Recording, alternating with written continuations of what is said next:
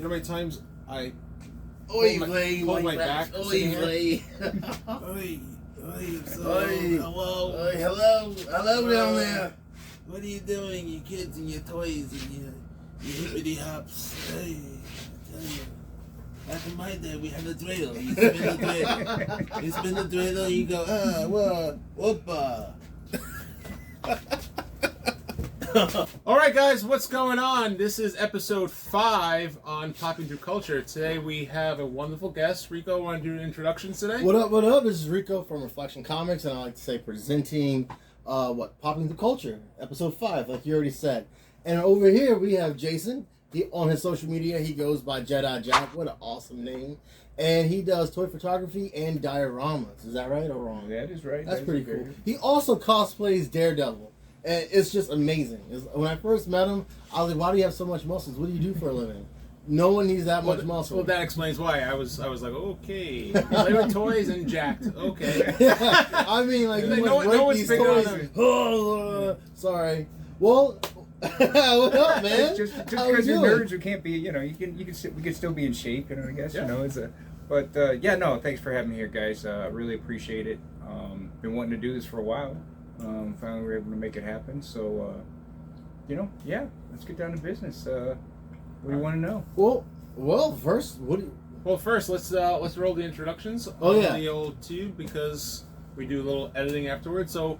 Now we did the introductions for everyone saying hi. Let's roll the introductions on the video.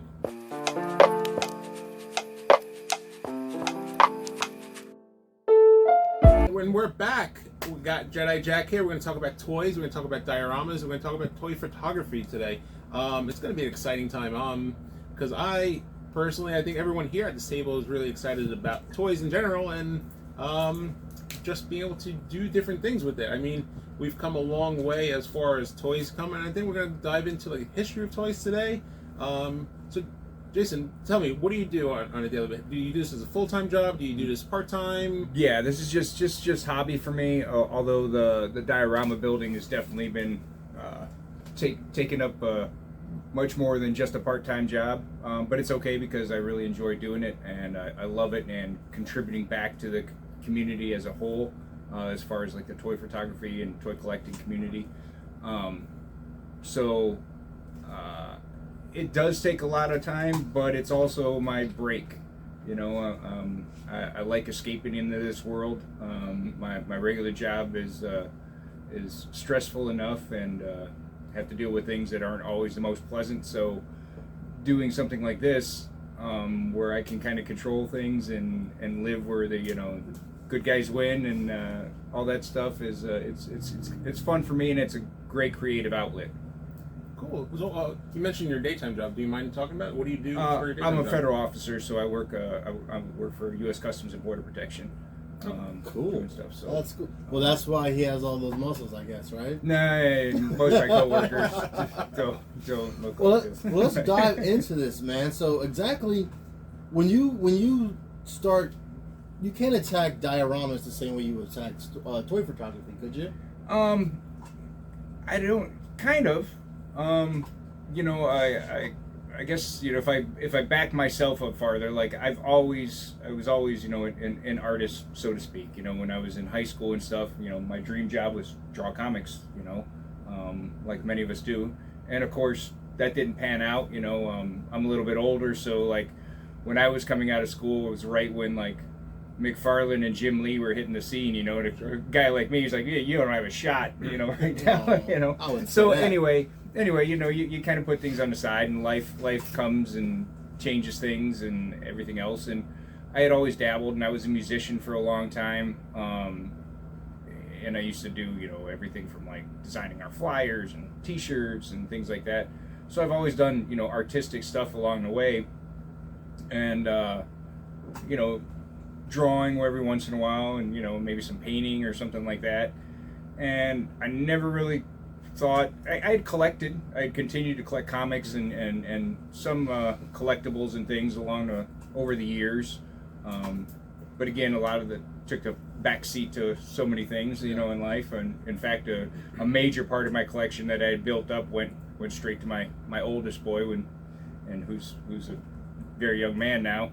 and has a pretty awesome collection. Yeah. Courtesy of me, but you know, and then so it wasn't years gone by. I didn't do anything, and then I was doing some remodeling, and I was like, I should buy myself some really cool collectibles, you know. Yeah, sure. So I kind of went online, started like shopping, and I was like, wow, that looks cool. And I'm like, I don't remember that scene from the movie or this one from the cartoon show. And then I started finding out that it was toy photography. I'm like, those are toys, you know. And the more I delved into it, I was like, wow, this is really cool. And so I was like, well, you know, I ordered a couple figures, got them, and I'm like, yeah, I should try some of that photography thing, you know. I'm like, I never had any interest in doing photography ever in my life. I know nothing about it as far as like any. So tell you know, everybody here, how long have you been doing this now? It's 3.5 years, something like that. Okay. Yeah. So how's the learning curve been as far as the photography, the setup? I see you brought some stuff here with you today. Yeah, I mean, I want to. So are you making these things, or is it you buying this from a hobby shop? Like these are all the figures themselves are all bought, and I brought some different ones as you know, so we could talk about like different lines and the way things have figures have evolved and stuff like that. And like these are just some of my diorama stuff that I buy or that I build. Excuse me. These are like my personal ones that I use for different props. You know, crates are always good for things. You know, stone pillars and like the stone staircase. I also have a room here back behind me. And these aren't even any of my best work. It's more like things that I just use in general. This completely reminds me of Batman versus Superman in the scene where Batman comes up from out the floor and he grapple hooks. Oh, he tosses tosses the whole crate. thing. Yeah. Ben Affleck. Shout out to the Fat Bat. What's up, Brian? Hey, Brian. In the room. So Brian says, "Yo, Brian." So yeah, so that's awesome that you're able to do all these different things and crafts and everything. Do you use primarily foam? What kind of different mediums do you use? Yeah, I'll use everything. I'll use a lot of pink construction foam. Okay. Is the main material I'll use, but I find all kinds of things. Mm-hmm. There's things that I'll like parts of things that'll get turned into stuff, especially if I'm building like a sci-fi or Star Wars stuff for people. Mm-hmm. It's easy to like grab different parts off of all kinds of things. Like I've used caps off of deodorant, and you know what I mean. Yeah. And you start putting things together and recycling, and you'd have no idea that's what it is. You know. Yeah. So that part's fun too. You know, is you get to be creative and you know, engineer some new stuff. Mm-hmm. Thinking kind of, you know. Grew up with MacGyver, man. You know, you figure out how to make all kinds of stuff. You know, I remember when I had the Ninja Turtles. I had the turtle layer, and obviously you like Ninja Turtles. You love pizza, so you guys remember the little like white prawn thing they put in the middle of the pizza? Mm-hmm. Mainly Pizza Hut did it. I think every pizzeria has it now. Really? Like, yeah, in New York, every pizzeria. Like I ordered the Goomba pizza down the block, and they have it too. Yeah, I used to use that as a dining room table. Yeah, for my Ninja. Yeah, for my Ninja Turtles. Everyone did. Yeah, I think awesome. I thought I was. Oh yeah, that's. Why would you not do that, right? Right. It's perfect. Well, yeah. So I guess you're right. Like, everyone. If you play with toys, you have an imagination, especially with action figures. Right. You tend to find yourself doing not toy photography, but making dioramas. You know? Oh yeah. Like, I remember with GI Joes, I used to dig trenches in the mud in my backyard, and just that's how I would play GI Joes. You know, or I used to even take the rubber bands out of my GI Joes and carefully prop them up and shoot them with the spring-loaded missiles, and they blow up. So they could. Yep. Yep. So I guess at a young age, everyone has it, but I think it's cool and kind of ironic that you don't. You know, kids nowadays, they don't play with toys. Right. You know, usually the kids from the 80s, 90s era, we're the ones growing up and still toy collecting, doing toy photography and diorama. And, you know, I like you said earlier, when you do conventions, you have toys on display. And, you know, usually when you go to Comic-Cons, you don't really want to touch anything because you're buying it. Because they're usually... Unless you're buying it, because it's pretty expensive. You're one of the only people I know that go, no, touch it, grab it, play with it. interact with it. Yeah. Instead of being on a cell phone or on a laptop or you're trying your hardest to bring back something that a lot of youth doesn't do anymore. Right. Man. Yeah. That's really cool, man. Yeah. I try to whenever we're at the cons and I set up. Of course, I don't use like my most expensive figures for everyone to use, but I put out there with the dioramas and some figures out there, and if a kid comes up, and he wants to touch it, play with it. Mm-hmm. Make a scene. Go ahead. Right now, here, let's get your cell phone out. You can use my cell phone and play with it. And all of a sudden, you see their mind just go, I didn't know you could do this. That they're so used to a pad or something nowadays that like having something tangible, and their brain starts creating rather than reacting to something. Sure. I think is just something lost, and I think it's a good thing. I mean, the creativity level that comes out of all the people I interact with that do toy photography, and there's literally hundreds of thousands of people that do this. You wouldn't even know it. I mean, it's huge. It's really huge. And it continues to grow. I think it has to do with like the streaming, like because everyone's always streaming all the time. Like I have a 7-year-old at home, and if we have a commercial pack for like Hulu or Disney, and if it goes to a commercial, or if he's watching like YouTube and he goes to a commercial, he goes skip. So you don't get that engagement of commercials. Like we grew up like watching commercials. We grew up, like, oh, that's a cool thing. You watch a cartoon, then you see the action figure or the toy on the commercial. Then you're like, oh, mom, dad, I'm gonna go to the store and buy that. Like we'll go up and down Kmart, not Kmart, it's aging, show my age here. Toys, not even Toys R Us. Going down Walmart or Target and stuff like that, and he's like, I can care less, but like he knows video games, so he's like, oh, let's go look at the video games. Right. So, it's lost. Like again, like our age, like millennials or Gen X or Gen X and stuff like that. Like we grew up with toys and being able to like engage with those different things, and now everything's like collectible. You're like, oh, I see this cool stuff. I want to be able to keep it, or like either unbox it because you're crazy, or put it on a shelf and and admire it and just look at it because there's all these different layers and different things of the way the figures move and change like that. Now it's not just a karate chop action. I mean, I still to this day I vividly remember the first action figures I got, which were the Star Wars ones. And I remember having, I know exactly what I had. I had R2-D2, C-3PO, Darth Vader, and a Luke. Those are my first ones. And my mom had got them for me. I had just went and saw the movie as a kid, which blew your mind. And I got those, and it was just, it rotated at the shoulders, and and the legs kind of moved, and then the lightsaber came out of the arm, and I did not know that. Oh yeah, the lightsaber came out of the arm. Yeah, Luke's was yellow.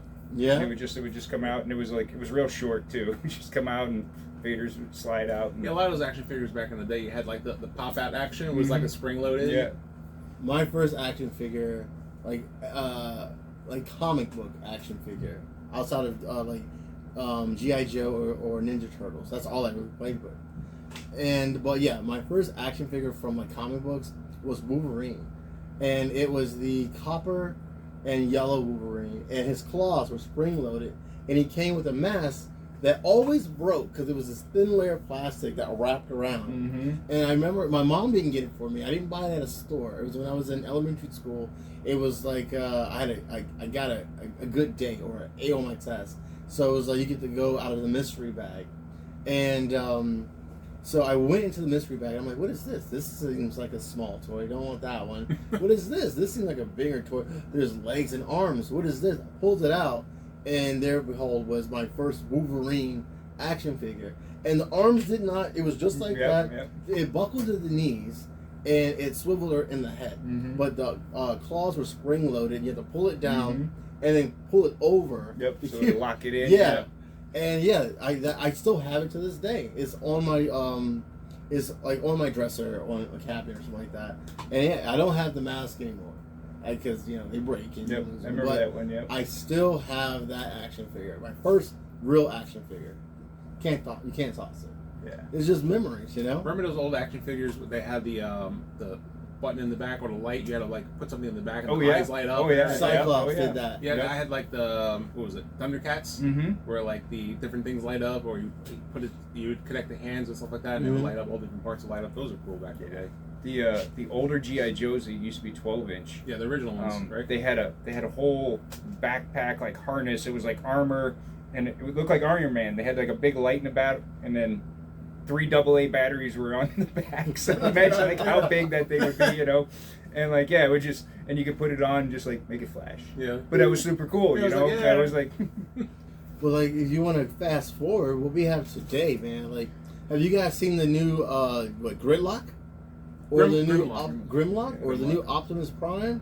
Like they're voice activated now, and they play with themselves literally, and you just watch it, and it's like that's cool, but at the same time you're losing the interaction.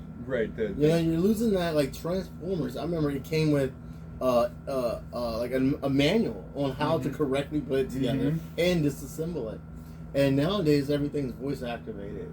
So I guess it's inevitable. Like we're not going to get rid of the digital age, but I guess that's just the evolution or the evolution of toys, you know. So, you know, but I think it's still cool that you can get these action figures that don't do that, but they also open new doors, like toy photography and the realization of these action figures. And I believe what McFarlane figures, they're basically hand painted. Yeah, you know. Yeah, most of the figures nowadays are there's quite a bit of hand painting that goes into the process, and then depending on like how much you pay for a line, depends like how much paint and detail is on, and each thing, and and you can still get some things like I don't have like one line that I exclusively collect. I have some that and I don't have one line that I like everything that they do. There's some from each one that I like. I always gravitate towards the stuff that I like. But sometimes you can get a Marvel Legends, which is like a lower price figure, and some of them come out and they're gorgeous. I mean, they're beautiful. The paint jobs are immaculate, and they've gotten real good at using their digital face scans that they use for like when they're doing like MCU characters and stuff. The sculpting on them is really good. The paint jobs aren't always good. Yeah, but if you can kind of clean up some of the faces and have them repainted by somebody who really knows how to, and all of a sudden it'll look just like that actor because the sculpt is there. It's just the paint job kind of misses out sometimes. Well, that also jumps on like, are toys meant to be played with now?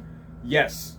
I'm a big believer in yes. That as well, but like the detail and time and the price that are going to the basic action figure. Yeah. Like Toys R Us sold toys for like $9, you know? Yeah. And now the price is like 25, 35. And now they're re-releasing these toys. This is, you got like, here's like your $20 to $25 action figure. Yeah. Here's like your $35 to $55 action figure, and here's like your $100 action figure. What? Yeah. Can we put that up for the camera? That Spider-Man is higher than my phone bill. Yeah. You know what I'm saying? Jeez. So that goes back to the question, like, would you buy a $100 Spider-Man for your kid? Right. Wow. Yeah. You Definitely know? not. Yeah. So unless he was really like into it and doing stuff, yeah. I'm just gonna be hanging out playing with No, this. go ahead. Those are so that's a Japanese brand, Amazing Yamaguchi, and the playing with those, the dynamic poses that you can get with that is ridiculous. Yeah. But it's also kind of like doing a puzzle with these figures. Yeah, sure. It has so many range of motions on the joints. It like takes a while to kind of like figure everything out. I want to talk about whose foot bends like that. Can we talk about whose foot bends like that? Oh, Spidey's, man. But yeah, no, it's amazing how much articulation. I mean, just even like I would say 10 years ago when I stopped collecting stuff or stopped buying toys. It's like how many like the fingers move, everything moves, and it's incredible how much evolution or how much things have changed from our childhood to be able to have all of this points of articulation. It's like this one has a million points of articulation. And I think they've even went away from instead of being just having points of articulation, but having it work. You know, because there's sometimes you could have extra articulation, but it's kind of pointless. You know, and you could have some where this like these are mythic legions. They have less articulation, but a ton of sculpt and paintwork and detail and what's really fun on these is their brand, like that whole thing comes apart, and you could have another one and swap pieces and parts all over the place, the armor, you know, and stuff like that, and have a completely different. You can customize whatever you want. You buy 3 of them and build a completely 3 different ones, you know. Sure. Which is a lot of fun. This is cool. Right? Yeah. You know, and that's really cool. These man. are, you know, I mean, you do something like just real quick with this, you know, and you're like, his head popped off. you throw that on, you're like, okay, well, let's pull the armor off, you know, and. So Jason, you mentioned like you have favorite toy lines, you have ones you don't like. Can you go off and name like what are some of your favorite stuff? What makes it your favorite? Yeah. What makes it? I would say probably the one I buy the most of would be the Hasbro Marvel Legends. One, they probably produce, you know, the widest range of things, and you know, the most price accessible, you know, the least expensive. Although their price has been going up. You ever tried doing the face scan and you send it in? Yeah, you know what? I did. Every time I did it, it looked terrible, and I was like, I'm not paying for that. I want to do know? that. Yeah. Why would you not want your own action figure? When they first came out with that, I'm like, yes, I absolutely need like a stormtrooper of myself or something, you know. And but yeah, it didn't look good, so I was just like, nah, maybe it'll get better. And yeah, I'm sure it will. Yeah, I felt the same way. I did the face scan, and it was just like kind of washed out. It just looked like every other figure. I'm like, every other figure. I'm like, okay, well then, never mind. I was like, couldn't really capture the beard. Yeah, you know, it's like. And but you know, I love Mythic Legion stuff. I had stayed away from them for a long time. I thought they looked really cool, and I didn't want to fall down another rabbit hole, so to speak.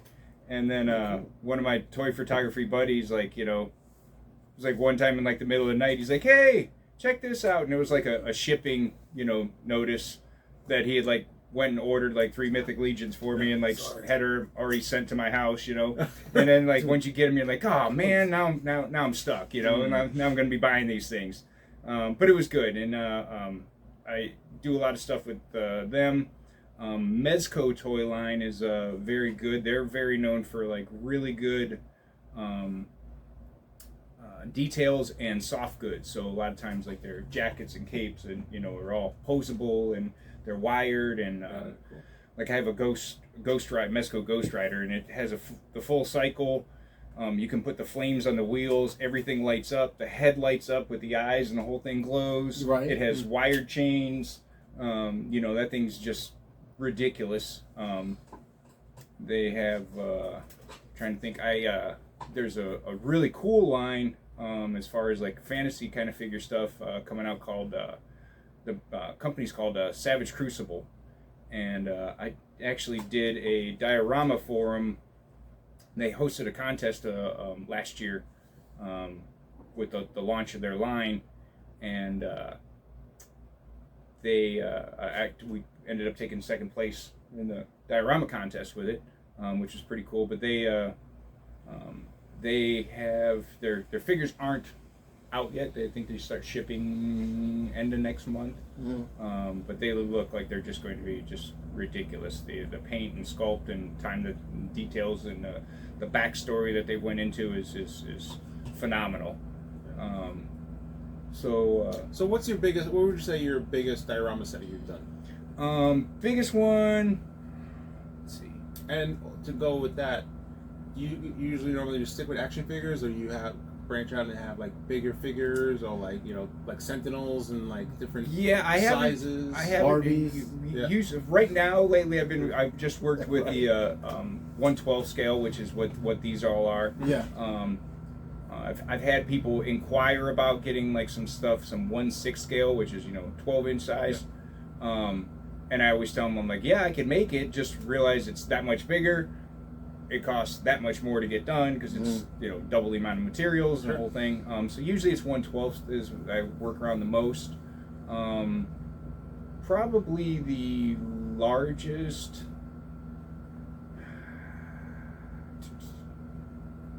Maybe that Savage Crucible one I did, because that was like 24 inches wide, and it's probably close to 30 inches tall when the whole thing's done, and depth-wise. And the thing is like when I build like a diorama for a customer,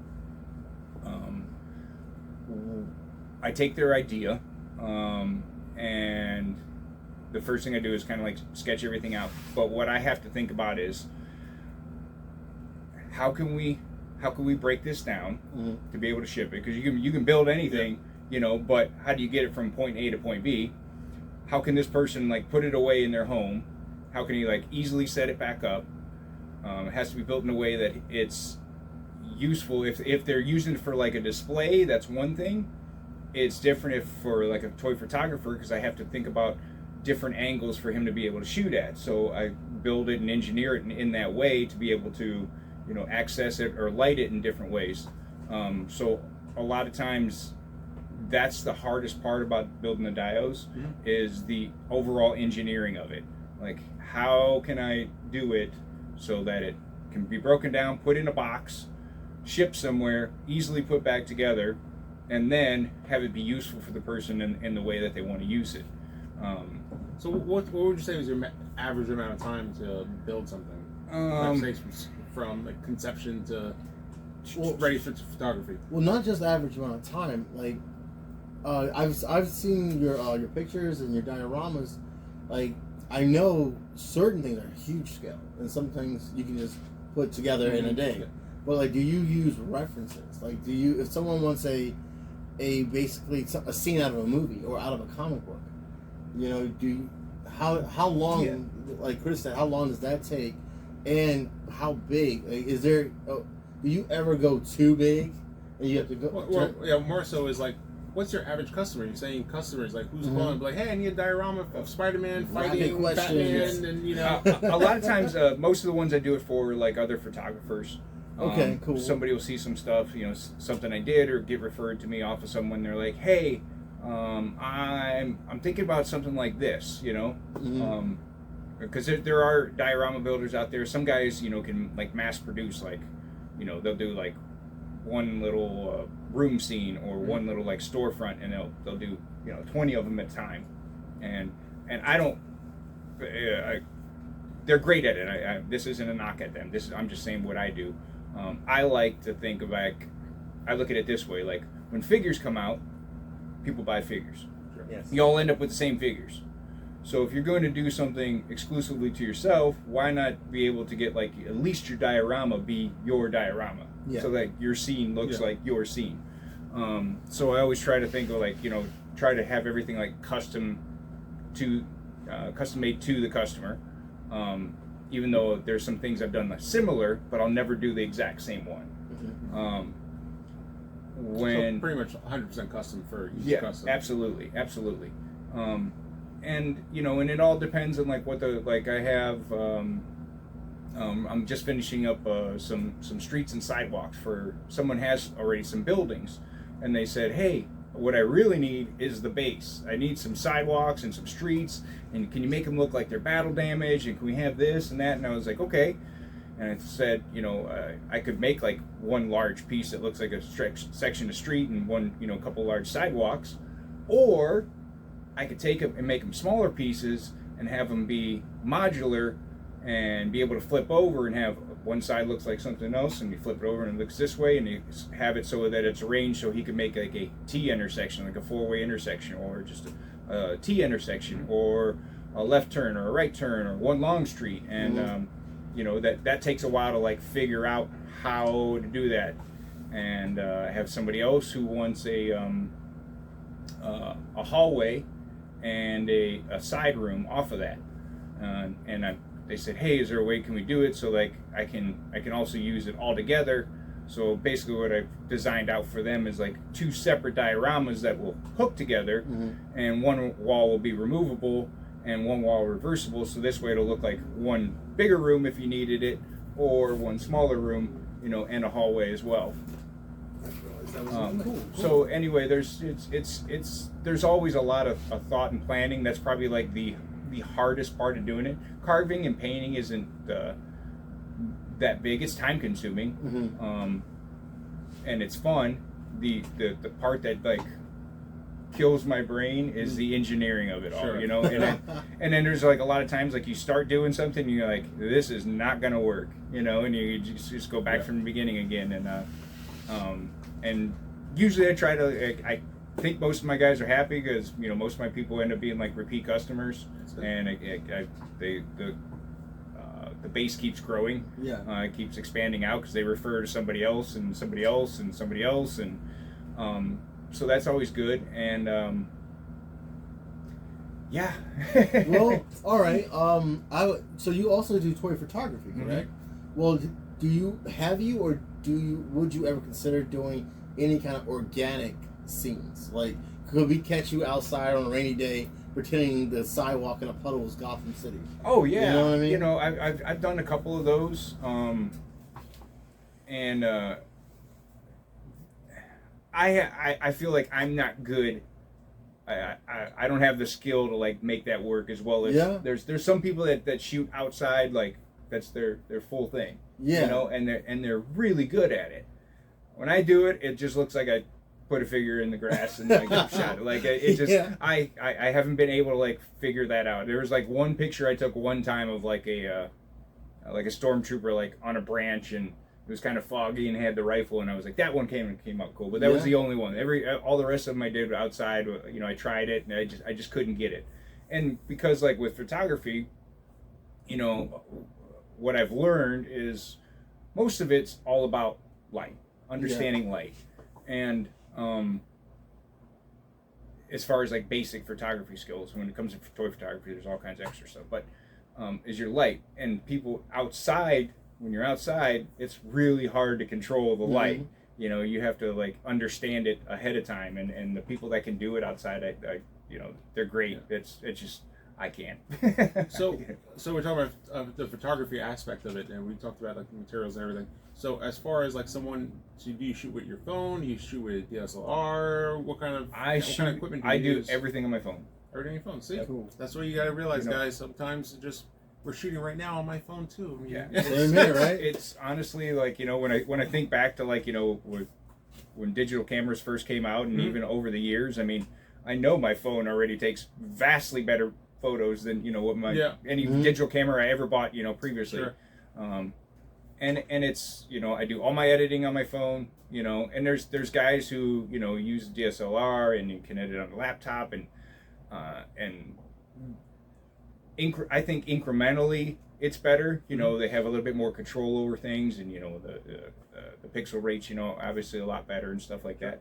But for like me, when I'm like having fun, I like having my phone, and like the way I shoot, if I set something up, I don't think of, okay, this is my angle. I might go here, and I go here, I go here, and I tilt, and I go here, and then I go here, and I may take like 300 pictures of like one scene, and I've moved all the way over, and it may not be till I go, oh, that's the one, you know. Yeah, sure. And if you're shooting, like my thinking is, if I'm using a tripod and just using a stationary camera, I never discover that other angle that I ever look. So you're mentioning like the moving of the camera. Have you ever think about diving into stop motion? Yes. I was just about to ask I've that. been waiting for the Right? I have. Yeah. Come on, tell me you're gonna do it, right? I will experiment at some point. I just know it's the people I've talked to that have you know done some of it, and they're like, man, it's a lot of work. You know, it's very tedious. And I was like, but the payoff is really cool. Yeah. You know, and there's some toy photographers out there who will every once in a while they'll throw together one.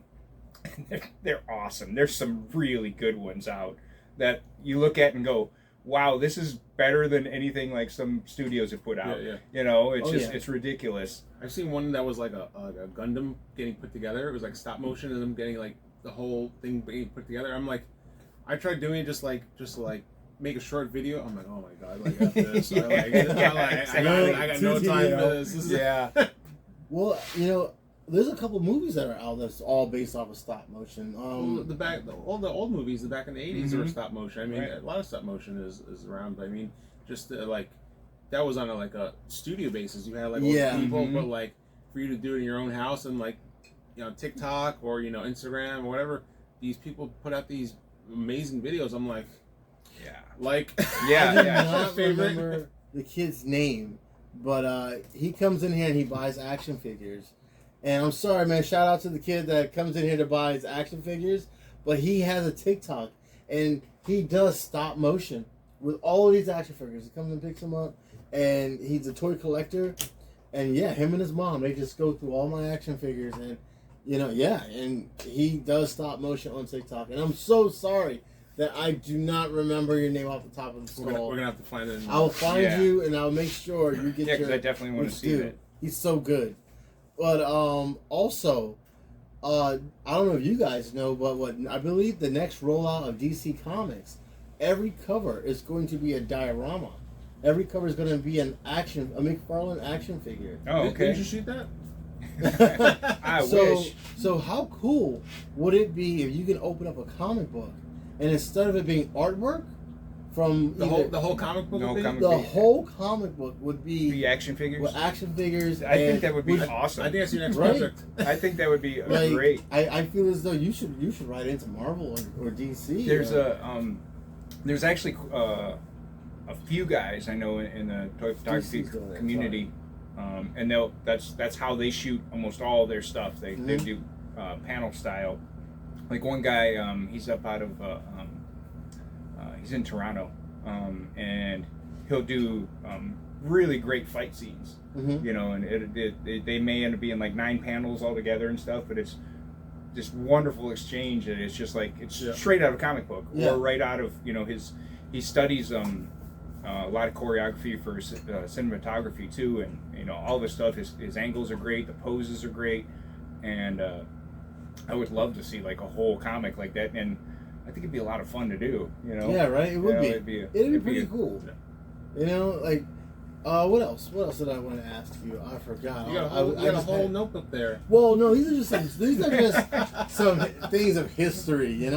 Like GI Joe's, Hasbro, 1964. That was the first action figure. That was the first of their kind.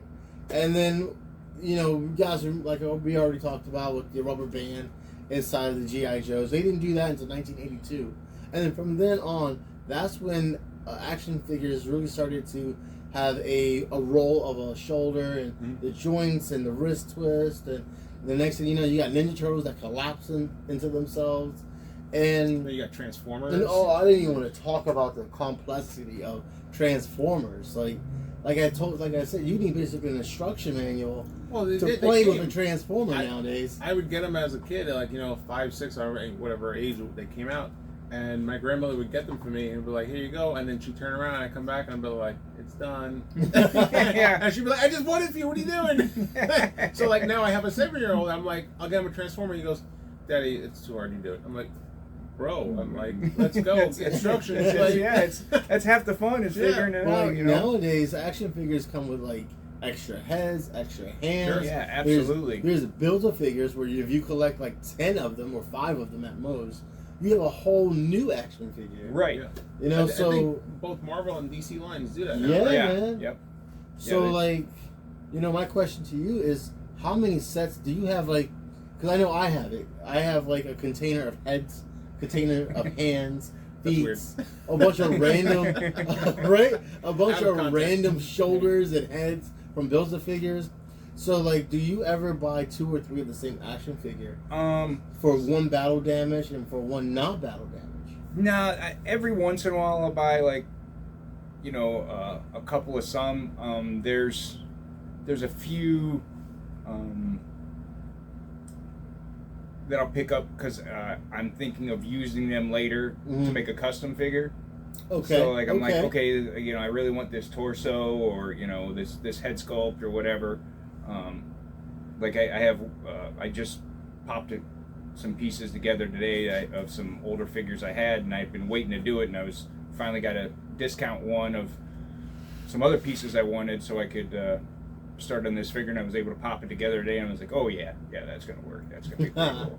So that's a great topic. So you do custom figures? Yeah, I don't do a lot. he It's does. not my main thing. I mess around with it. You know, there's guys out there that are just phenomenal, you know, custom makers.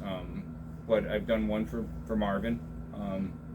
That came out great, and he told me even the shot I took of it, he was going to put on the. It was going to be a variant cover for issue 2.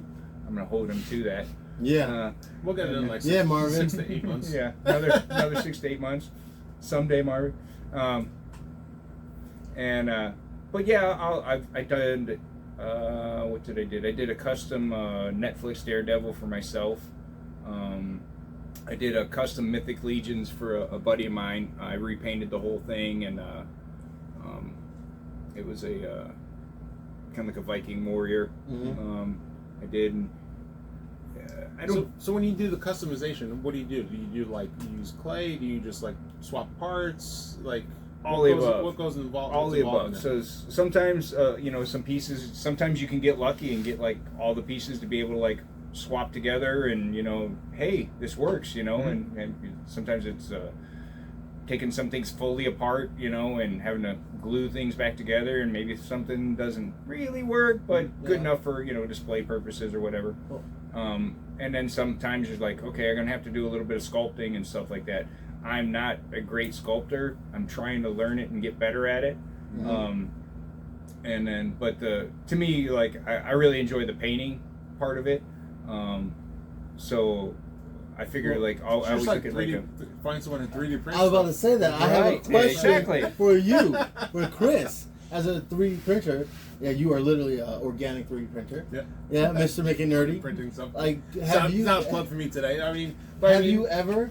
dive into like 3D printing and like find someone that can sculpt the figure, and then that you just, you know, get your own printer or, you know, outsource that to somebody. You know what I'm saying?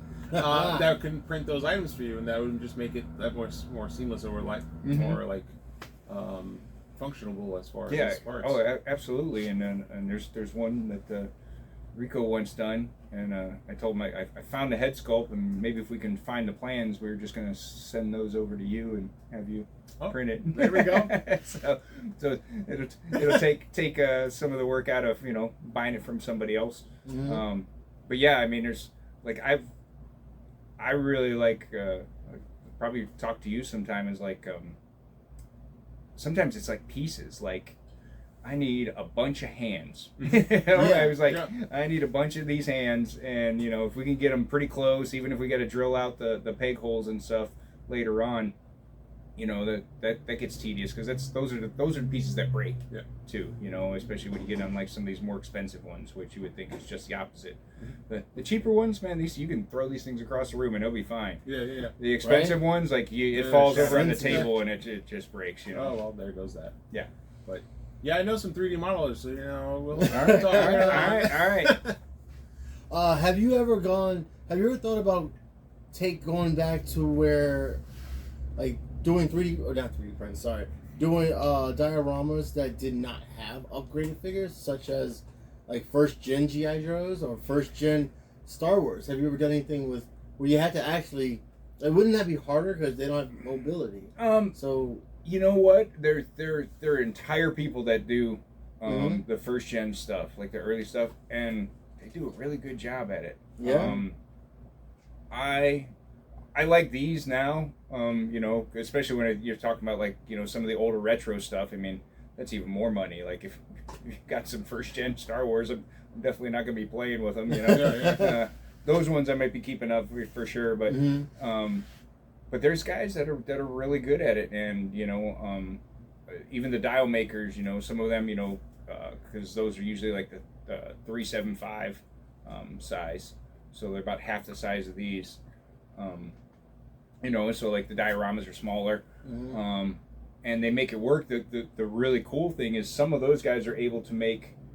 Have you ever seen like the smaller ships, like the Star Wars ships, where they're like almost like Hot Wheels size and stuff like that? Oh, like the miniatures. Yeah. So what they'll do is like, I've seen some shots they'll do, and they'll use those for some forced perspective. You know, and they'll have like all like the 3-inch, you know, clone troopers or stormtroopers, and then like the ship's farther in the back. Yeah. I mean, it looks like an entire invasion, you know, by the time. Yeah. It's just like, it's so awesome. And like, if you didn't know it was toys, like you see it and you're like, I don't remember that scene from the movie. You know, like that looks so awesome, you know. And that's half the fun of it, you know. It's the creativity level of getting in there and like really setting up the scene, and like, you know, with the action figures, like you said, with the better that they get with the sculpt and the look and the posability of them, you know, that's where it all comes in. It's like getting that right pose and getting that right angle for everything, and, you know, setting it up so things like kind of look in motion, or, you know, you can take like a vanilla pose where someone's just standing there, but if you angle it just right, you know, and maybe good look, you get that emotional look to it. You know, you can tell what that character, that Batman or that Daredevil, just standing still in the dark is, you know, thinking, you know, is kind of that broodiness, you know, where it's not just like, you know.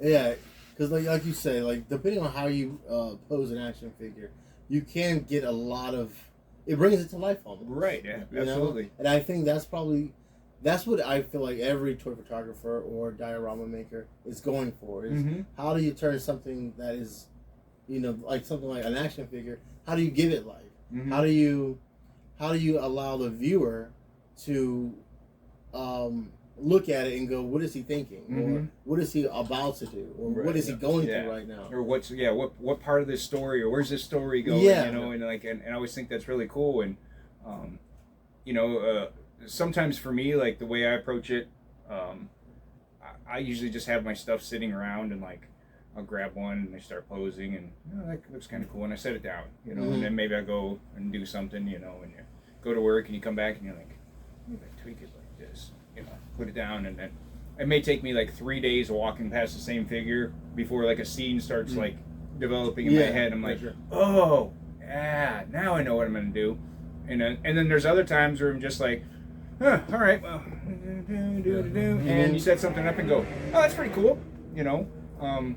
Yeah, I think it's the complexity of, like, say, because you have Spider-Man and you're right here now, is like, you know, in the Spider-Man movies, is be able to express emotion when you're behind a mask. Like, your face is fully covered, but you still have to express different emotions that are captured by camera, and for you to have a skill to be able to, you know, pose the characters in a way that, like, it's, you know, shows some kind of emotion, or you're brooding, or you're sad, or you know, or they're having a good time, and then be able to do that with action figures. It's, you know, that's a cool skill. Not just with Spider-Man, like, which is basically the silhouette, but you have every action figure, it comes with one expression, and you have to make that expression, you have to put the same expression on that person's face in different poses. That's why we got the head swaps. Right.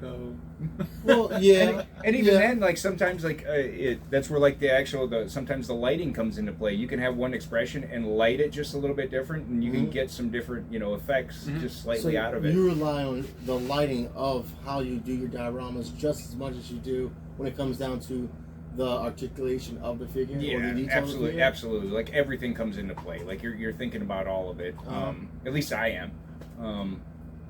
You know, it's like this guy looks super cool, right? I mean, it's all just awesome looking. But, you know, you just put him there and take a picture, just like, because when, like, you tell people I do toy photography, they think this is what you do. You just set this on the table and do it. Click. You know, they don't think of, like, the entire castle behind him, and, you know, and there's an army, and this guy's just like, you know, and this, you know, is, you know, you take sometimes you do things where you pop the heads and like reposition them with like some sticky tack or something, so to get like real farther range of motion, you know, and you know, you know, and do some things, you know, and you use some practical effects and some everything else and anything you can to just get just a little bit. You were telling me earlier today that you use cotton swaths or cotton ball, and you kind of pull it up and you put a light under it. Clouds or like smoke effects. Yep, Well, he makes like fire. explosions, you know. Well, so yeah. like you can do like really cool explosion effect by you know, taking some like I always say, like, I wait till my dog like tears up one of his toys, and then I have material to use, so like I'll take the stuffing out, spray paint it a couple different colors. You hit it with some orange and some yellow and some black, and then pull that out, throw a light underneath it, like a depending on how hot you want the flame, you know, depends on like the intensity of the orange or stuff. And so a bunch of people on the live here, they're talking about Legos. Legos. You ever dived into Legos because Legos are a toy too, but they're like a building block. Legos were actually invented in 1932. They were the first diorama. Fun fact of the day. Fun fact. I was never a Lego guy. Really? Yeah. I would never expect that. You know, and like I said, well here's a fun fact. What? How? Here's one for you. Uh-huh. Until I started doing these dioramas, I had never made anything like this ever in my life. So you were just I had never done like the whole like. What? When it came to like art stuff, like I would draw and I would paint. That was like my two things. Mm-hmm. I never like wanted to like glue pieces together. I was like, that's stupid, you know. I was like, I'm not using glitter and all this stuff. And now I absolutely love it, and it's a ton of fun. Mm-hmm. And I always like you know, trying to figure out doing the problem solving. Yeah. Of like, okay, how do I make this? You know, how do I make this, and how do I make it work? And you know, now I really see the appeal of Legos. Like, you know, but yeah, I never. It's funny because when I was actually remember maybe like 9 or 10 in my grandfather's house, I actually remember putting sets together, like the big old sets, like I think it was the space set, like back in the early 90s, and I was taking pictures of that, and I was like, oh, I'm gonna take pictures of all my action figures and stuff like that, and I'm like, damn, I missed my call. I should have did some toy photography, right. but no, it's cool, and it's fact that like, you know, to come all these years later and have it pop up and have, you know, people doing it as, you know, a profession or a hobby, and how far it's come where you know, people think about explosions and everything. I would just like, let's take a picture, because look cool there. I like taking pictures of them, but like take it to the next level where, you know, you have an Instagram post or, you know, a whole page dedicated for this, and you know, you have customers that are looking to do like diorama sets for, you know, whatever they're, you know, setting up for. So it's pretty cool how far things have come and how far things evolved, you know, over the years. Like I have one guy out that I've done 3 or 4 dioramas for out in Texas, and like the first one was like a big warehouse kind of thing, and then I did like I think like a space hangar kind of thing, so it was like a little bit more industrial metal, and then I did like this huge like dungeon thing for him. He uses every one of those in so many different ways. Like half the time I don't even realize that it's my diorama. No, really? He's so creative, like with what he's gotten from me.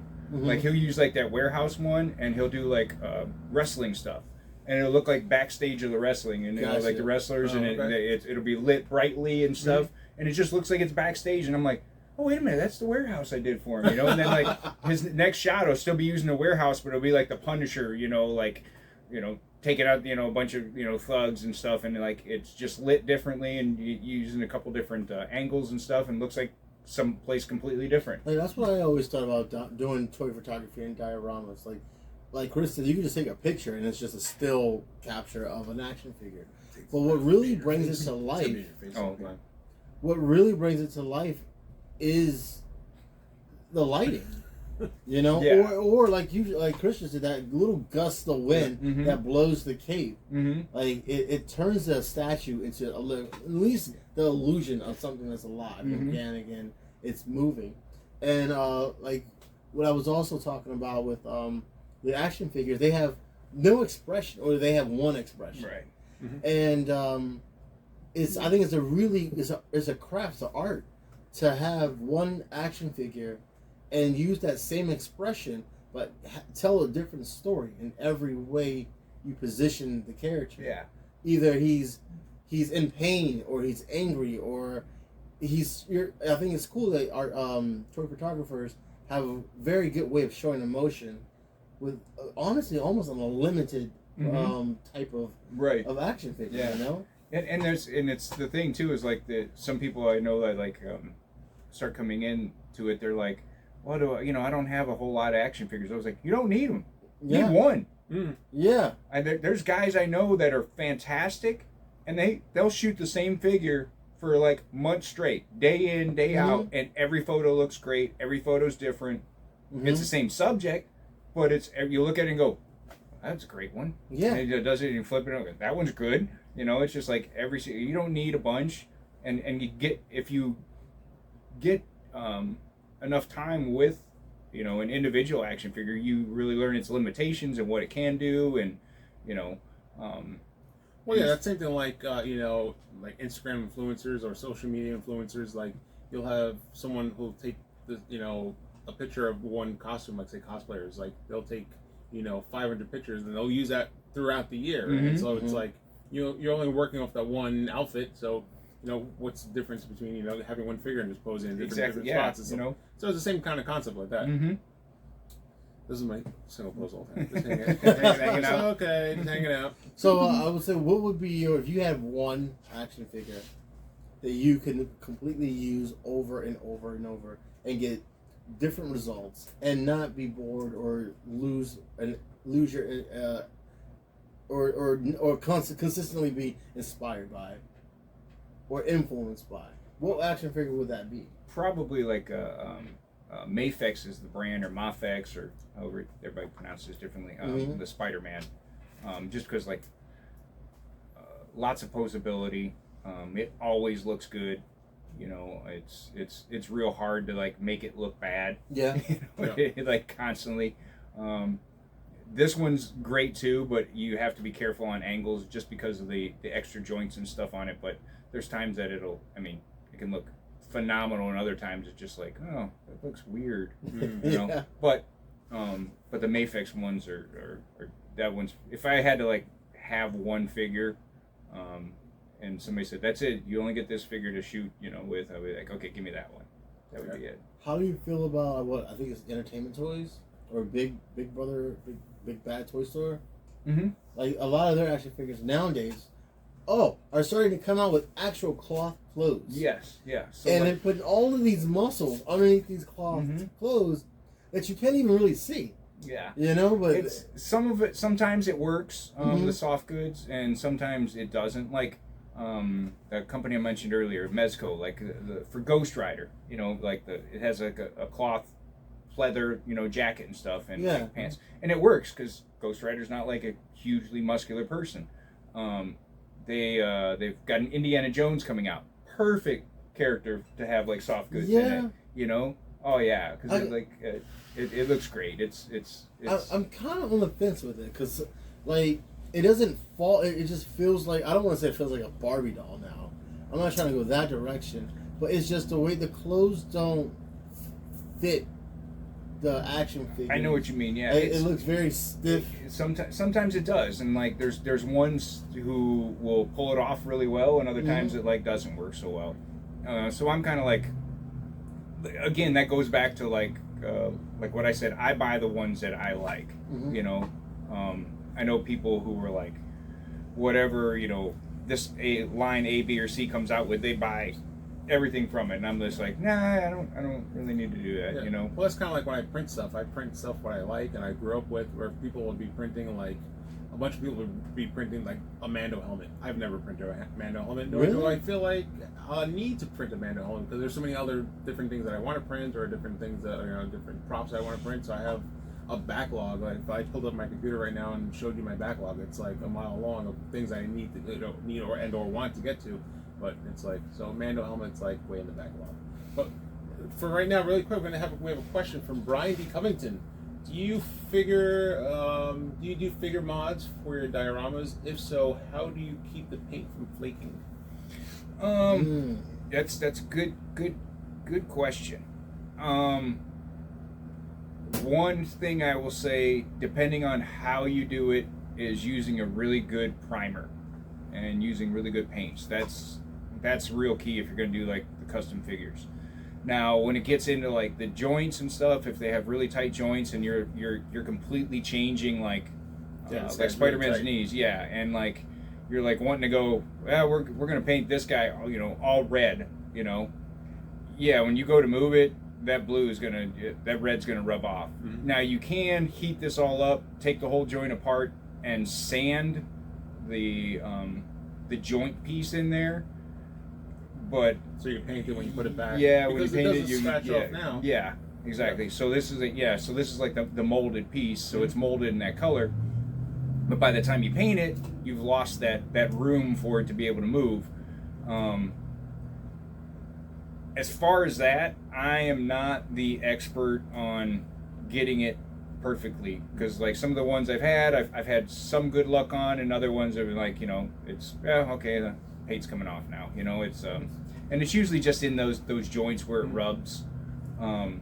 If you're getting paint coming off the rest of the figure where you painted it, I would say A, use a really good primer, and B, use really good paints. Like for when I'm doing dioramas, you can use much cheaper paints. You don't have to go crazy. But if you're going to like do your figures, spend the good money on buying like the stuff for like the wargaming things, like the Citadel and Vallejo paints and stuff like that. I would definitely do that. When you're working smaller and more detailed and trying to get higher quality, definitely spend the extra money to do it, because you're not going to use a lot of paint to do a figure. Sure. So it's not like you have to worry about it. Whereas like I wouldn't buy expensive paint to like do a big piece. So you talk about paint, it brings up a good point, because I was actually just painting a mask this weekend, and I'm like just trying to paint the straight line. I'm like, don't shake, and then like to see, taking for granted, like growing up and seeing those figures how they're painted, and like, how do they get the paint on these things? It's like I can't even imagine trying to paint something like that. Practice. Practice, and magnifying glasses are huge. Mm-hmm. They will help you so much, because it doesn't feel like you're fighting it being small. When it looks larger, you end up kind of like shaking less. Okay. I don't know why, but you end up being smoother, because you don't feel like you're playing operation as much. And taking your time and like having the good paints, because like if you don't have good paint, it won't flow off the brush well. So then like that's when you end up doing like a harder stroke, or going back and forth, and it just, you want something that like a good brush with like a really good paint, so like when you pull that line, it just flows right off the brush for you and like makes it so much easier. So I gotta stop using the crappy Michaels thing. Yeah. I do it. Hey man, I've been there. That's what most of this stuff's done with. Just your 50-cent stuff. But like when it comes to those, buy the $3-4 little thing. Yeah, I'll stick to my rattle cans for my big stuff. Rattle cans were great too, man. So it's just like, what was it, this weekend? I was trying to paint that mask, and like I started in the morning, and then I had to go outside to do some yard work, and I was using the blower and everything. And I came back in, and I just holding it there the whole time, and then like trying. I'm like, nope, I'm not doing this now. I'm like, I'm gonna totally mess this up. I've been there plenty of times where like maybe I'm painting like a face or something, and you get in there and you're just like, okay, never mind, we're not gonna do that right now. We'll come back to that later. Gotcha. So, Rico, you got any more questions? I can see you got a whole... I already talked about these questions. Between G.I. Joes and where it began and where it evolution. Do you know when, when or what line actually coined the phrase for action figure? No. Do you? Mattel? It was Kenner. Kenner? Star Wars. Yeah? I know nothing about that. You gotta watch Netflix. The toys that made us. I thought I think because up in to that point, all the boys' toys that were like this were still dolls, and they didn't want to market it as dolls. And what could we make it that sound different? It was action figure. I actually have a retro John Stewart Green Lantern still in a doll form. I think I took them. It was like the soft one. Yeah, they're right behind you. Yeah. Like if you look down, boom, right there. All right. Oh, I think I see. Hold on. You're trying to reach for it. No. Don't pull anything. Hold down. Oh, here we go. Oh, there we go. Look at that. Oh, that is retro. Crack that open. Open it up. Are you sure? Yeah, it's mine. I mean, okay. You want to open that? Yeah, I got like 7 of them. All right, well, okay. Open it up. All right. Yeah. There we go. Open it live. Open this live. This is brand new. And plus, this free the figures, man.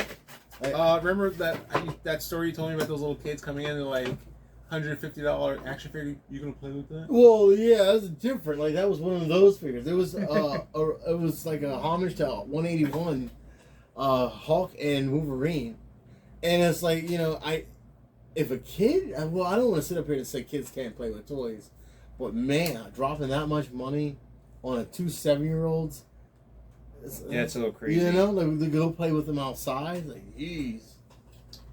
So, guys, what are we talking about today? Right. That's cool. That's sweet. Nice.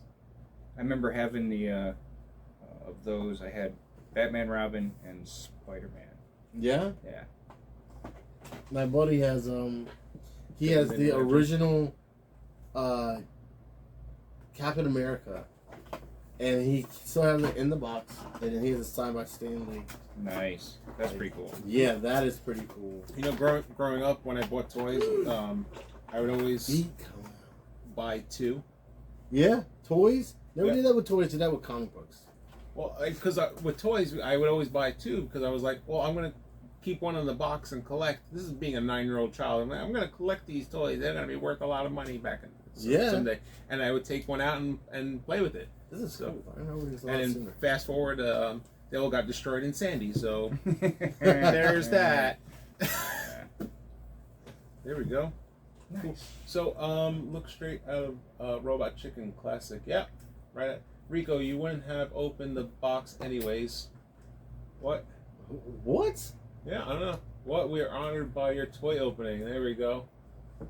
And Brian asked, how long does it take to create a diorama? I think we touched on that. Yeah, it literally depends on the size and the amount of detail. I mean, it could be anywhere from, and like again, I do this in like my spare time, so it's never like I have like a full 8-hour day Sure. to like work on it. So it's, you know, it may be a couple hours on one day, and then the next day is like 15 minutes, and another day is an hour, and I would say that. anywhere from like, yeah, you know what I mean. Yeah. You know, it's anywhere from like These guys. depending on the Sorry, the Rico, size. real What's, what's this? Yeah. You got real job. Sorry. Oh, real jobs? Real jobs?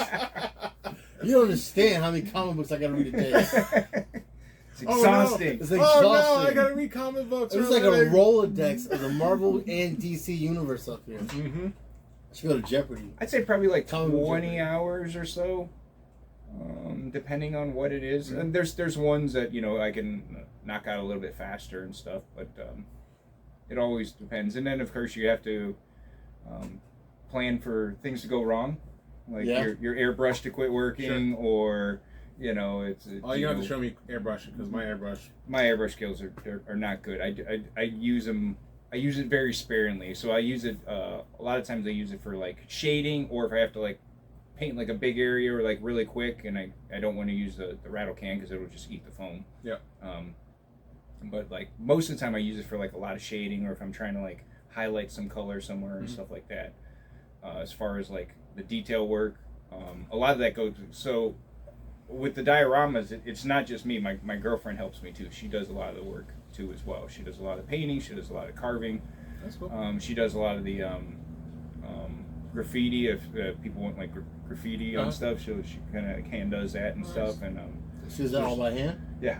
That's cool. But she does a lot. So we a lot of times we work in like assembly line stuff. So like right now she has 2 pieces that like she's carving, and once they're carved, then I'll start working on this, and I give her something else and go, okay, here, carve these ones up, or you know, cut these windows out of this one. And, you know, That's so cool. we You work got together. like a real partnership. Yeah, we do, Doing and we have a lot of fun doing it, you know, and she's great. We do the cons together, and you know, she's actually she's 100 times better photographer than I will ever be. She's a fantastic artist. She can draw, she can paint.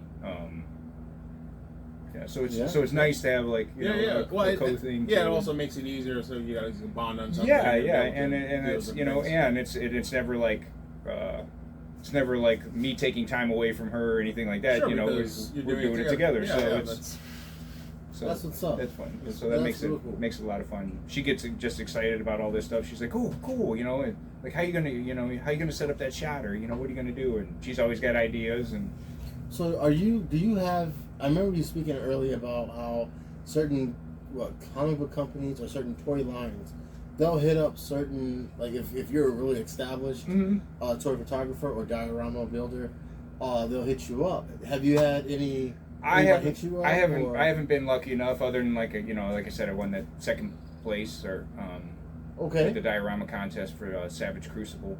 Yeah. So tell us about that. It was they were getting ready to kind of launch their line. They'd like done their Kickstarter event and stuff, and a lot of the people they had from the company came from other toy lines and stuff. So it was all very experienced people and things like that. So I was really big on like the company because they're also very passionate about it. They weren't just about making something for profit, but they were like, we want to make cool stuff, and they have. I'll have to bring in the graphic novel for you to look at too because it's really cool. But anyway, Comic book is awesome. Yeah. Is that the comic book that you had in order for you? No, it's a different one, different company. That one's the Frazetta stuff. Okay, gotcha. But the Savage Crucible does some stuff. But anyway, but I haven't been lucky enough to been hit up by companies. I do have a couple close friends who Diamond Select Toys, which makes some Marvel, and I think they do DC and some other companies. I got a couple buddies that constantly do promo shots for them. Cool. There's other ones there's Four Horsemen Studios that does Mythic Legions. There's quite a few photographers that do a lot of promo shots for them. Hasbro's hired people from time to time. I think McFarlane every once in a while has got some people to do it, but I'm not really familiar because I don't collect McFarlane. Yeah. But, wow, really? Yeah, I'm not a DC guy. What? I'm just not a DC. Dude, personally, DC action figures are just better to do toy photography with than Marvel Legends. I like them both. I think we should open up a box and just we see did. how it looks We like. did. I mean, but that was that's not Marvel. But then, DC. but then again, if you look around, I have more Hasbro action figures in toy photography. And all my DC stuff that I do when I make scenes, I keep them at home. And I just feel like because these when you leave it, when you set them up and let them be, a lot of ankles and legs warp, especially if they're thinner action figures. Especially if they had a lot of salt. Salt. Like Moon Knight, for example, I had him in a pose where one leg was extended, one leg was tucked in, and he had his bow staff, and therefore his ankle had to be slightly elongated for his legs. And then when I went to go to repose him, his legs basically stayed in that bowed. Yeah. And so, that just comes from like the plastic that they use and stuff like that. And but DC action figures don't do that. Right. But the McFarlane's too, some of the posability isn't always there. Yeah. The sculpts are amazing. They've always been good. When McFarlane first started to do the stuff, I remember like the first Spawn ones that came out. I remember buying it because it looked amazing. It looked so good. Everything was sculpted really well, and it had cool chains and the skulls. And then you got it, and it didn't move. Like the arm went that far, and you're like, what is this supposed to be? I didn't buy a statue. Yeah. But and I'm not knocking it. I'm just like I was never I didn't follow DC growing up, so it wasn't like something I was passionate about or anything like that. And it's just like it's just different. It just so I just never. Yeah. And like in DC, I'm selling this DC hard. And DC, it's like someone's gonna kick back. Toddy Mac is gonna. Well, they come with pegs. So like you can they come with basically everyone comes with a stand. Right. They don't come with stands. No. They just don't. They can stand up on their own, but they don't. Oh my god! Shots fired. Across the bow. Well, I don't know, man. Like I feel like Marvel Legends, everything's printed in that color, and then they just put it together. When it comes to DC, everything is printed almost in a matte and is painted, and I think that's why I enjoy the craftsmanship of it, and they just feel more of a solid pose or more of a solid feeling figure, opposed to these. They're just they're toys, which overall they're all toys, but it just feels more like something that if I flung across, like you were saying, across the wall, it would just shatter. You know, these guys fall off the table, and the only thing that may happen is they lose their shape, or they land like this. You know, Right. But these guys, they just kind of explode. I guess it's just the quality is better. But then again, DC has had some googly eyes, especially in the last Catwoman. It's some weird eyes. Very bad face paint. You know, I guess it's to each his own, or depending on the figure itself. Yeah. And I think it comes down to, like, you know, what you're a fan of. Like, you know, a diehard Batman guy is going to buy, like, all the Batman figures and not care if a couple of them look kind of goofy, because it's your thing, you know? And there's nothing wrong with that. I think that's a good thing. That's why I'm so glad that we're in the state that we're in, that there's enough companies out there making all this different stuff that you can find the stuff that you like and enjoy, and just enjoy it. And I'll never knock anybody else for. I mean, there's guys that love the like the Lego minifigs, and there's photographers that do amazing stuff with them. It's great. It's not for me, but I will enjoy their artwork that they produce with it and stuff. But you know, I wouldn't. They're not my thing. There's ones that talking about the paint. Sorry to cut you off. I was talking about the painting of the figures. How do you guys feel about the repaints? Remember back in the day, you would have one figure and it'd be painted different, 10 different colors with different characters. It's still they're still doing that too, and sometimes I think it's cool if it looks great, and if maybe you missed out on the other one, you're like, you got one kind of similar, or at least it's, you know, that body type or something, you know, that's kind of close. But yeah, I think that's just that.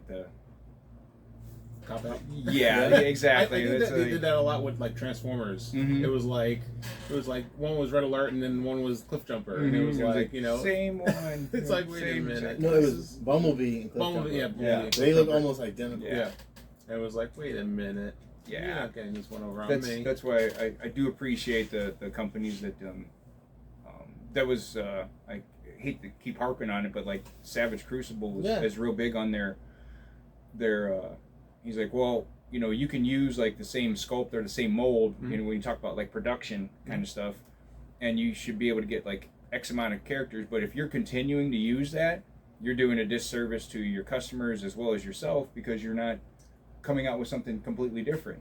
You know, it's like you continue to make new molds and new sculpts, and then you can piece parts stuff back together, because you have like 10 different molds, body molds, and you can put legs from this one, arms from this one, torso from this one, and he goes, now you have something completely new and different that you may have reused and you're still getting some money out of. But he says you should be reinvesting. And he's like, he was calling out like some of the bigger companies, saying like, you shouldn't be doing that. Like, these people are paying you money and buying your stuff. Like, give them something new, you know.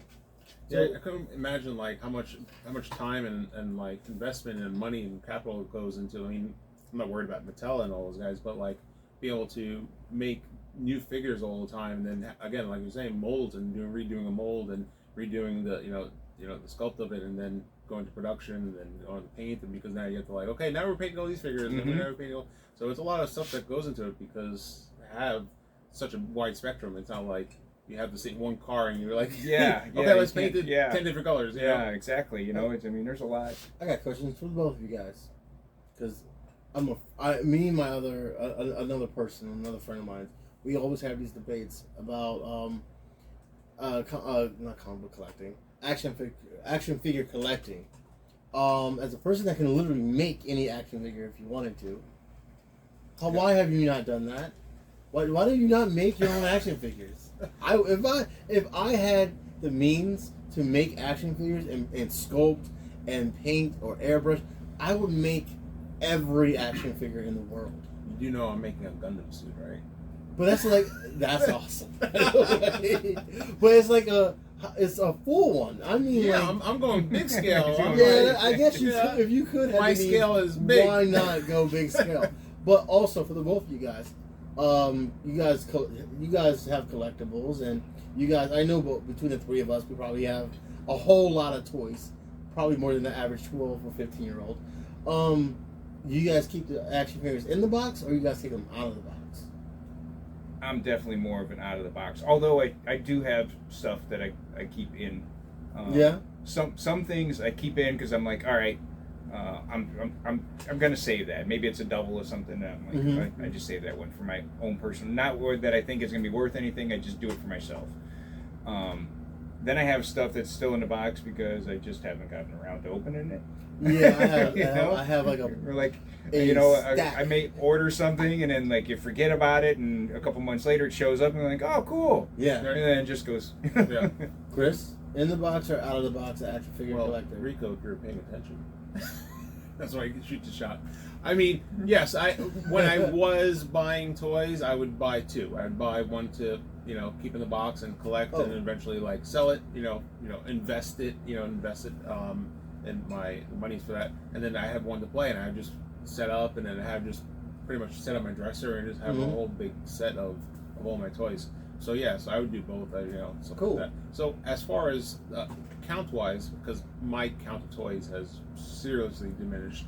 Like, so what would be your count? Do you know, like, how many ballpark figure, like, have in the hundreds, idea. in the Probably. I have. don't be ashamed. I mean, I think so. Probably because like you lose. 225. Yeah. What? Yeah, I have no idea what my count is. I remember when my count was like, I was like, I got 4. Well, now And 226. four turns into 15, and then For real. 15 turns into like 45. Sure. And then the bad part is like, so like a lot of times, there's figures I buy because I'm like, oh, that's cool, I gotta have that. And then there's other ones that I get because I'm like, oh, those would be cool for photography stuff. So like, well, like, you see like the Cobra infantry soldiers Yeah. for the GI Joes. I'm like, I bought like 5 of those guys. I'm like, they're perfect bad guys. They look good in every scene. You could put Spider-Man against them. You could put anybody against them. It's like they're armed bad guys. So you end up with like 5 or 6 of them. And So do you have them all like set up, or are they like in a box? Do they have like? Do you have a room? I've got like cases that have like some mini cases, and then like the ones that I'm not using all the time, I put those in cases, and then I do have like one shelf, one bookshelf where I put like the stuff that like I use all the time, or I use often enough. Then like I'll keep those figures out, and I have some other ones that I'm like every once in a while I'm going to use it or shoot it, and otherwise I just put it away. Yes, I know you mentioned earlier about like having like the one person who buys every Batman. Is there one figure or one character, should I say, that you have to get like every version of it, like say Optimus Prime? I know I've seen pictures of them, like I have like 500 different Optimus Primes. I have 500 Spider-Mans. Probably for me, I do buy a lot of Spider-Man. Because the posability, or just because you like the character? Because I love the character, but I usually buy like different versions. Like this is this version, this is sure, different because company. he has different suits. Yeah, different suits. But I'd say like the one I would probably, it comes out is I'll buy a Daredevil. One, it's not always released quite as often. Sure. So it's a little bit not as common as like Spider-Man. Like every couple months there's another Spider-Man. Every couple months there's another Optimus Prime or something. Daredevil, he's definitely like one of my favorite characters for sure. And one Are comes you out. the new Daredevil action figure? It's from Midnight Suns. Actually, it's the release of that. Oh yeah. Yeah, I'm gonna get the whole run. Yeah, I think I got the whole run of that. You have the whole Midnight run Suns. already? No, I don't have it yet. I ordered it. Oh yeah, but it's like it hasn't come in. I haven't gotten it yet. So Jedi Jack, and Jason Jedi Jack here. What do you see in the future for yourself? What do you see? Are you going to be doing this for a long time? Is this like a 5-year? What's your projection? My hope is like I want to keep having fun with it. I enjoy the photography part of it. I love growing the community of it. As far as the diorama stuff, I definitely want that to just kind of keep going. I will do that till I can't do it anymore. If there's something happens, because I feel like just like with anything, the longer you do it, the better you get at it. You find better ways of doing it, and improving. I feel like my diorama stuff has definitely improved. I feel like my photography improves all the time. I don't see any end in sight. Even if like the bottom falls out and like they quit making toys like this, and everybody's like, nah, the superhero stuff and the comic book stuff is dead. I'm still gonna do it because I enjoy it. Sure. So. Well, what would you say to any young, aspiring toy photographers or toy diorama builders? I would say do it. Yeah. Just do it. Mess up. Don't get frustrated. Play around with it. You're gonna make mistakes. You're gonna make some really ugly stuff. So what? That's how you learn. That's how you get better. You're gonna have to stumble through some of it, and ask for some advice and just try it. Don't be afraid to try it. Yeah. It's like the more things that you're afraid of and not taking some chances on, you're just gonna miss out. So just take a chance at it. You might find it that you're great at it, without even trying. So yeah, I think that's to be said about most things, especially artistic stuff. It's I know when I started, and I'll go back and I'll look at stuff I've made, and I'm like, this looks like trash. I'm like, I'm gonna repaint this. I'll go back and totally resand it and repaint it and everything to bring it up to the standard that I'm at now. But also some things are left. It's like, okay, well, I'm not gonna touch it because I don't have the time to invest in that to redo it, but be able to look back on those different things and be able to say, hey, look, how much you've grown, how much you've evolved into your art, into your craft. That you could actually say this is a craft because there's a lot of skill that goes involved, like you're saying. Not just putting a figure up and then taking the picture of it. There's the lighting, the effects behind it, and so there's a lot of stuff and a lot of talent. And I do like on Instagram. I was telling Rico about it earlier. So I run a collaboration, a Daredevil collaboration. Yeah. And we do a weekly thing. We actually post on Tuesdays, and I think I've got close to 30 people in that collaboration. Sometimes on Instagram, especially with the toy photography, some other collabs will be like, hey, we're just doing this every week, whether it's Spider-Man picks, and everybody just contributes to the Spider-Man pick, or hey, we're doing this, and everybody contributes. What I wanted to do was take a character. I picked Daredevil, but I wanted to specifically each week attack a point of performance on photography. So one week we did portrait shots, and it had guys who were I respect their photography skills messaging me on the side going, man, I suck at portrait shots. I'm like, that's why we're doing it. Yeah. It was it's easy to always kind of do the thing that you're good at. Let's work on doing the things that you're uncomfortable at. And I've worked on this collab's going on I don't know, we're at 6 weeks I think of it, and everyone in it has messaged me on the side at one point or another, or told me hey, I've already gotten better just in a few weeks of doing this because I've learned so much from everybody else, or being pushed out of my comfort zone, or picking up on what somebody else did, and it's been a lot of fun, and it's a lot of work, but it's also rewarding to hear somebody else is enjoying what they're doing better because they're picking up on something else, so cool. So one last question really quick. If you had a dream customer or that dream client, who would it be? And what would you do for that? Gosh, I don't for that know. customer?